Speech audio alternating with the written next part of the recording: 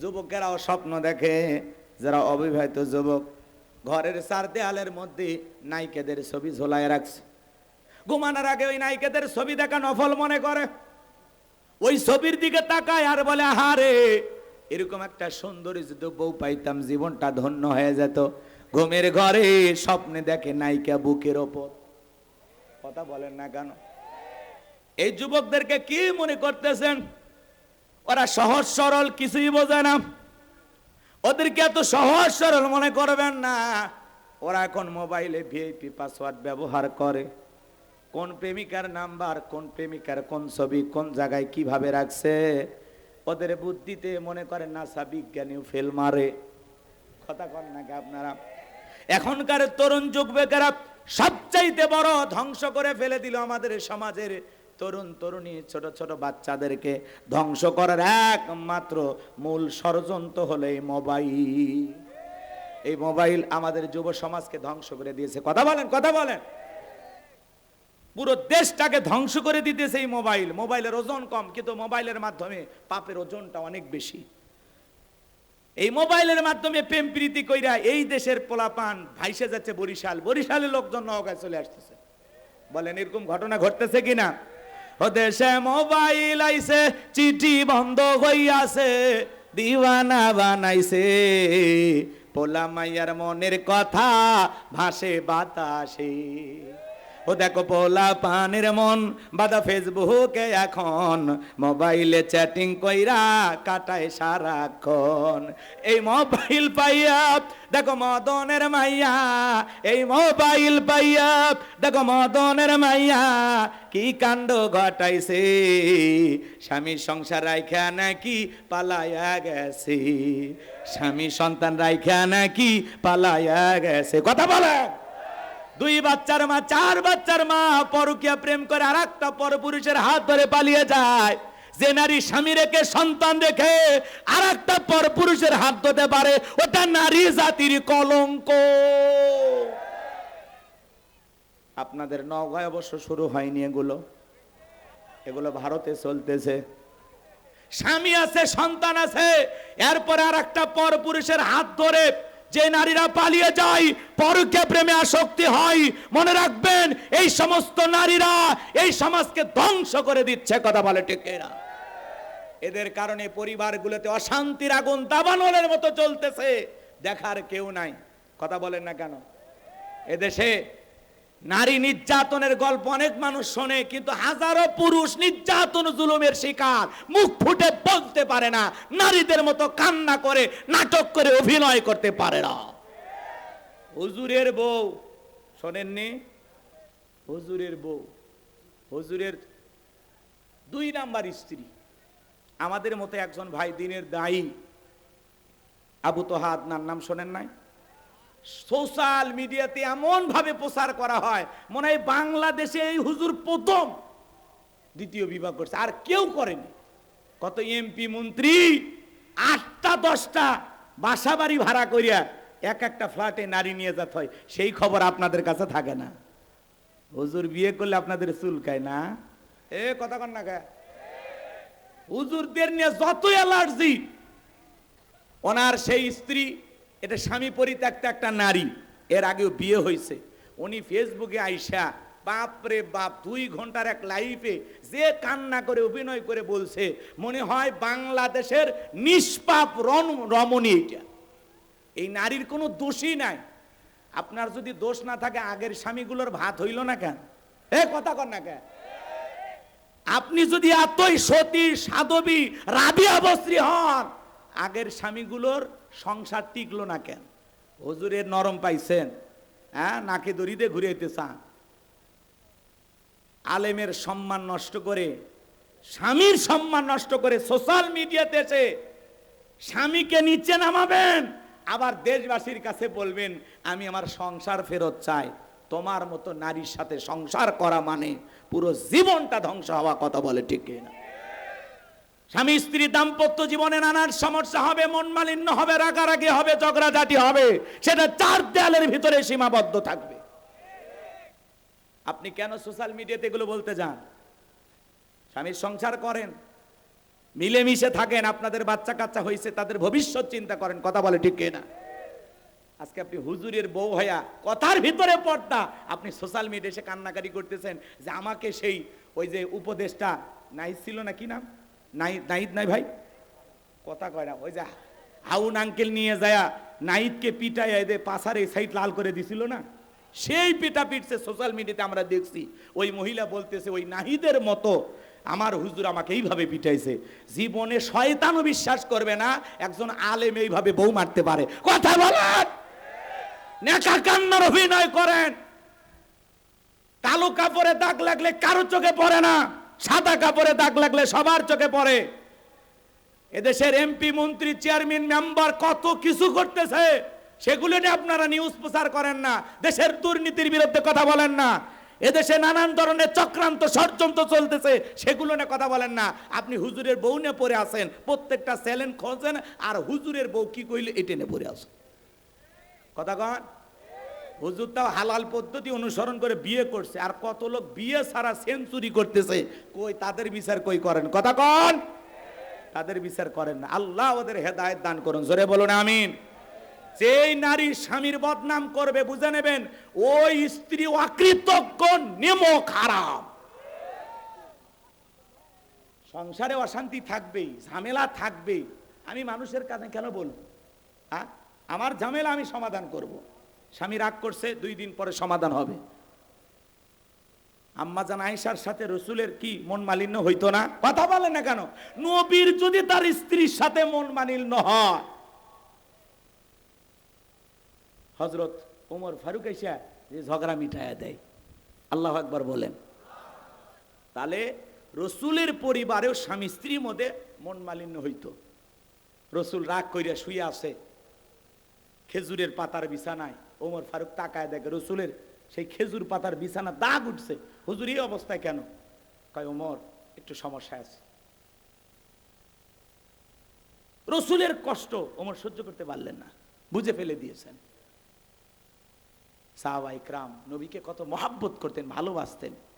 তাদের পরিবারেও ভালোবাসার অভাব ছিল না, একটু মন মালিন্য ছিল, মান অভিমান ছিল। আবার আম্মা জান আয়েশা বলতেন, রসুল আমি যেই গিলাসের যেই স্থানে ঠোঁট লাগায় পানি পান করতাম, আল্লাহ রসুল গিলাসটা ঘোরায় না ঠিক ওই জায়গায় ঠোঁট লাগায়া পানি পান করতেন। বলেন সুবহানাল্লাহ। আম্মা জান আয়েশা বলেন আমাদের ঘরে দামি ফার্নিচার ছিল না, কিন্তু ঘরটা ভালোবাসা দিয়ে ভরপুর ছিল। বলুন আল্লাহু আকবার। আম্মা জান আয়েশা বলেন আমি গোস্ত খেয়ে রেখে দিলে, হাড় খায় রেখে দিলে, আমার ফেলে দেওয়া এটো হাড় আল্লাহ রসুল নিয়ে খাইতেন। বলেন আল্লাহু আকবার। আল্লাহ রসুল স্ত্রীদের মুখে খাবার তুলে খাওয়াইতেন। সুবহানাল্লাহ বলবেন না? আল্লাহ রসুল তক্তার উপরে বসে গোসল করতেন। আম্মা জানেরা পানি রেডি করে আল্লাহ রসুলকে তক্তে বসাইয়া নিজের হাতে পানি ঢেলে ঢেলে গোসল করায় দিতেন। আল্লাহু আকবার বলেন। কি ভালোবাসা ছিল! একসাথে রসুলের 9 জন স্ত্রী দেখে বলেন নবী আপনি আমাদের মধ্যে সবচেয়ে কারে বেশি ভালোবাসেন? বলে এই জবাব আগামীকাল দেব। রাত্রিবেলায় প্রত্যেকটা স্ত্রীর দরজায় নক করলেন, খেজুর হাতে ধরায়া দিলেন, আর বললেন আমি তোমারে যেইটা দিয়েছি কারো কাছে বলবা না। কোন স্ত্রী কারো কাছে বললো না। পরের দিন সবাই ধরেছে, হুজুর বলেন আমাদের মধ্যে কাদেরকে আপনি ভালোবাসেন? আল্লাহ রসুল বলেন গতকাল রাত্রিতে যাদেরকে আমি 2টা খেজুর দিছি। কয়টা খেজুর? আমি যাকে 2টা খেজুর দিয়েছি আমি নবী তাকে বেশি ভালোবাসি। প্রত্যেকটা বিবির ঘরে আল্লাহ রসুল 2টা করে খেজুর দিয়েছিলেন। প্রত্যেকটা স্ত্রী খুশি, আর মনে মনে ভাবতেছেন আমারই তো 2টা খেজুর দিয়েছে। প্রত্যেকটা স্ত্রী খুশি হয়ে গেছে। বলুন সুবহানাল্লাহ। আর আপনি একটু সমস্যা, স্বামীর এই সমস্যা ও সমস্যা, ও মা স্বামীর একটু সমস্যা, এটা নিয়ে এত কথা কেন বলেন? অনেকে বলে হুজুর আমার স্বামী কি খারাপ আপনি জানেন না। আপনার স্বামী কি ফিরাউনের চাইতে খারাপ? কথা বলেন নাকি আপনারা? ফিরাউনের মতো একজন কাফের জালেম তার সংসার কইরা আসিয়া যদি জান্নাতে যেতে পারে, আসিয়া যদি একজন জান্নাতি নারী হতে পারে, ও মা আপনাকে অনুরোধের ভাষায় বলে যায় মা, বিয়েতে বলে সমাধান কোনোদিন পাওয়া যাবে না। এতে স্বামী অপমান হবে, আপনি নিজে ছোট হবেন, সমাজের চোখে একজন আলেমকে অসম্মান করা হয়। কথা বলেন ঠিক কি না? পুরুষ মানুষ সব সহ্য করবে, কিন্তু পুরুষের ইজ্জতের ওপরে, সম্মানের ওপরে কোন নারী আঘাত করলে এটা কোন পুরুষ মেনে নিতে পারে না। এ কথা কন নাকি আপনারা? আল্লাহ যেন আমাদের হেদায়েত দান করেন। এজন্য দলাদলি, কাদা ছড়াছড়ি, সমালোচনা এগুলো বন্ধ করুন। চ্যানেলের ভাইদেরকে বলবো, দেশের অনেক দুর্নীতি, এগুলো নিউজ নিয়ে আসেন। হুজুরদের পিছনে এই সমাজে অনেক ঘটনা ঘটতেছে, সমাজকে ধ্বংস করেছে। সবচাইতে বড় কি বললাম? পরকীয়া। কথা বলেন না কেন? এই মোবাইলে পরকীয়া আসক্ত আছে না? না আছে না? না, 2-4টা বাচ্চা ফেলাইয়া অন্য পরপুরুষের হাত ধরে চলে যাইতেছে। বলেন তো বাজান, সব দোষ কি নারীদের নাকি পুরুষেরও আছে? জোরে বলেন। এই যুবক, তোমাদেরকে আমি বলছি, যে নারীর সাথে পরকীয়া প্রেম করো, মনে করো ধরে নাও তোমার স্ত্রীর সাথে যদি কেউ পরকীয়া প্রেম করে, মাইনা নেবা? অনেক যুবক কথা বলেন, এরা মনে হয় ভালোবাসা শেয়ার করবে নাকি? জোরে বলেন, আপনার স্ত্রীর সাথে কেউ পরকীয়া প্রেম করলে মেনে নেবেন? আপনার মায়ের সাথে কেউ পরকীয়া প্রেম করলে মেনে নেবেন? আপনার বোনের সাথে কেউ পরকীয়া প্রেম করলে মেনে নেবেন? খালা ফুফুর সাথে কেউ পরকীয়া প্রেম করলে মেনে নেবেন? মেনে নেবেন না।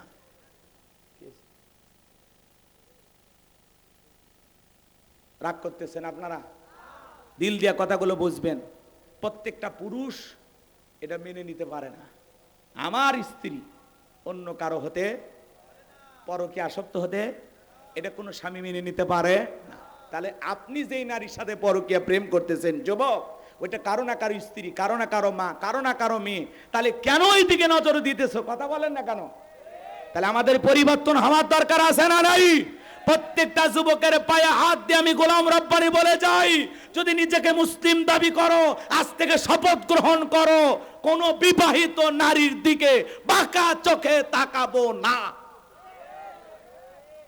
কথা কন না কেন? আল্লাহ বলেছেন, কুল্লিল মুমিনিনা ইয়াগুদ্দু মিন আবসারিহিম, মুমিন পুরুষের দৃষ্টি থাকবে নিচের দিকে। কথা বলেন ঠিক কি না? যুবক, কত গরিব মেয়ে আছে, বিয়ে দিতে পারে না, যাও ওই গরিব মেয়েটাকে বিয়ে করো, আল্লাহ খুশি হবে। কত স্বামী পরিত্যক্তা নারী আছে, সন্তানগুলো নিয়ে অসহায় জীবন যাপন করতেছে, যাও বিয়ে করো, আল্লাহ খুশি হবে। তুমি ওই জায়গায় যাবা না। কথা কয় না কেন? আমার ভাইয়েরা, মন খারাপ করবেন না। তাহলে বর্তমান সমাজে যুবকদেরকে ধ্বংস করেছে মোবাইল। কথা বলেন ঠিক কি না? এই মোবাইলের সবচাইতে বড় আর একটা নিশা নাম হলো কি জানেন? টিকটক। কথা বলেন। ও দেশে টিকটক আসিয়া সব গেল ভাসিয়া, সিদ্দিক সোরা নায়ক হইছে আইডি খুলিয়া, হিরো আলম নায়ক হইছে আইডি খুলিয়া। এ বগুড়ার হিরো আলমের নাম আপনারা শোনেননি? আজকের নিউজ, এই হিরো আলম দুধ দিয়ে গোসল করছে, বউক তালাক দিয়ে। এর নাটক দেখতে দেখতে পুরো জাতি ক্লান্ত। এর অভিযোগ হলো, রিয়ামণি লোকজন ক্যাডার মাস্তান ভাড়া করে আমারে পিটাইয়া হাসপাতালে ভর্তি করছে। এই জন্য এই বউ আর আমি রাখবো না, 1 তালাক 2 তালাক, রিয়ামণি তুই তালাক। এই কথা বলে দুধ দিয়ে গোসল করতেছে, সেটার আমার ভিডিও হচ্ছে সোশ্যাল মিডিয়াতে, সব চ্যানেলে নিউজ প্রচার করা হলো। অবশেষে রিয়ামণিকে তালাক দিয়ে দুধ দিয়ে গোসল করলেন হিরো আলম। আহারি সমাজ। আরে ভাই, তালাক দিছু ভালো কথা, বউ ভালো লাগে নাই, ঝামেলা হয়েছে, তালাক দিছিস ভালো কথা, দুধ দিয়ে গোসল করলি আর ভিডিও করে ছেড়ে দিলি। এরা সব সময় ভাইরাল হয়ে থাকে। কথা কয় না? কথা কয় না? নির্বাচনে দাঁড়াইয়া ভোট কয়টা পাইছে না পাইছে দৌড় দেয়, ভাইরাল হয়। পান্তা খায়, ভাইরাল হয়। মার খায়ও ভাইরাল হয়। এমনকি বউ মাস্তান ক্যাডার ভাড়া করে পিটছে, তাও ভাইরাল। বউ তালাক দিয়েও ভাইরাল। এর গেলে খালি ভাইরাল হওয়ার নেশা। হিরো আলম চেনেন না আপনারা?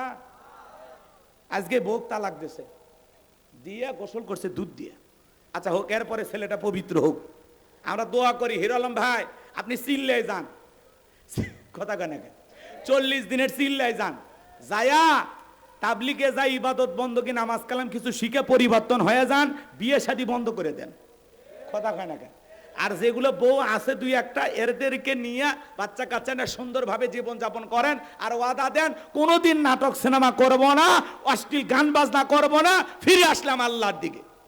আল্লাহ যেন হিরো আলম ভাইকে হেদায়েত দান করেন, আর এরকম রিয়ামণির মতো জল্লাদ বইয়ের হাত থেকে আল্লাহ যেন ওকে রক্ষা করে।